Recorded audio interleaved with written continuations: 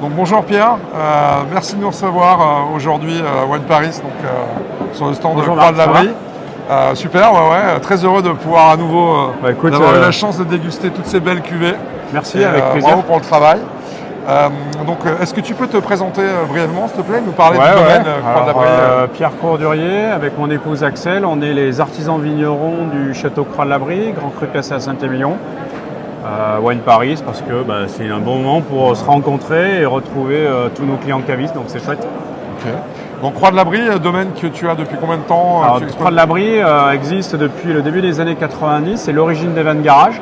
Et nous, avec Axel, on a repris le domaine en 2013. Ouais.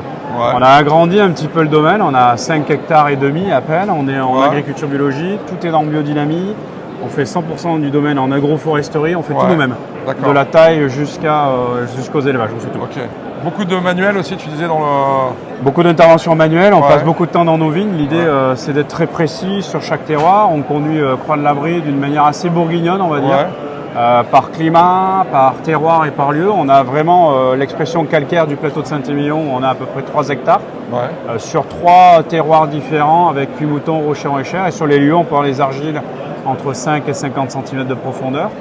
Ensuite, un autre climat sur le pied de côte de Pavie, où là on est sur les argiles avec de la crasse de fer et des calcaires, donc qui vont donner un peu les arômes de truffe. Et enfin le Cateau, qui est la fin de la veine d'argile bleue de Pomerol, donc là on retrouve des argiles bleues avec des graves, donc ce qui va donner des notes un peu réglissées, mentholées, minérales, donc c'est plutôt une belle mosaïque de très beau terroir de Saint-Émilion. L'université, vous jouez avec un peu, on a l'impression d'entendre un pianiste un peu ça. C'est ça, on essaie de mettre tous ces terroirs en harmonie, de bien les exprimer, d'essayer d'identifier chaque lieu, de garder ses identités, ses signatures. Ok. Donc tu nous as fait la confiance de venir sur Warwine, d'être parmi les premiers, je crois, si je ne dis pas de bêtises. On a dans les pionniers. Une belle découverte, on s'était rencontrés avec Christelle lors d'une émission de radio à l'époque. Et elle parlait déjà de son projet. Où sur une vino, c'est ça. Exactement, sur une vino. Et on avait trouvé le projet très innovant, très attrayant, parce que ça permet de retrouver une communauté de cavistes, de mettre tout ça sur une plateforme et d'être participatif et de travailler en direct. C'est ça c'est le point qui est important.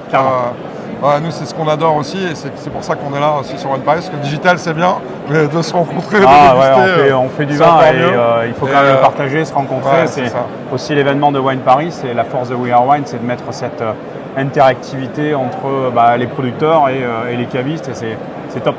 Merci, c'est gentil. Donc je pense que ça marche bien. Enfin, tu vas nous dire un peu ton bilan aujourd'hui.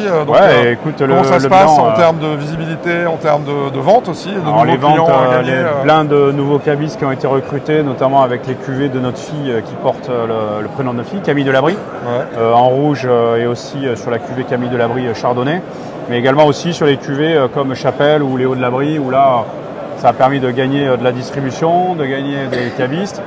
Et derrière, on va aussi voir nos cavistes, on amène nos bouteilles et on leur présente les vins, donc c'est ça qui est chouette, quoi. Il y a toujours cette interaction producteur et caviste. Alors on essaye aussi de masquer le succès, parce que toi tu n'étais pas disponible, mais c'est Xavier, qui a participé au webinaire live dégustation avec les cavistes, qui s'était très très bien passé, c'était passionnant d'ailleurs, merci. Et voilà, on essaie de développer ça. Après, il y a aussi, je pense que pour vous c'est intéressant, mais tu vas me le confirmer, l'idée de la solution de paiement qu'on a mis en place.